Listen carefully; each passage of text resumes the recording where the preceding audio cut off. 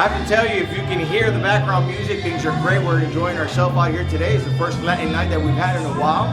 I think it's been a great opportunity for folks in the community, not just the city of Deltona, but our neighboring cities to come out, experience Latin night, but at the same time experience the center.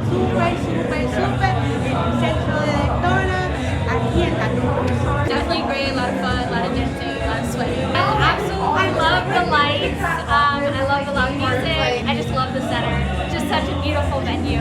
I'm just having a blast. I'm meeting people that I haven't seen in years and years. And it's so much fun. The music's awesome. The band is playing like such good music. I think the best part of it is just that atmosphere that it creates.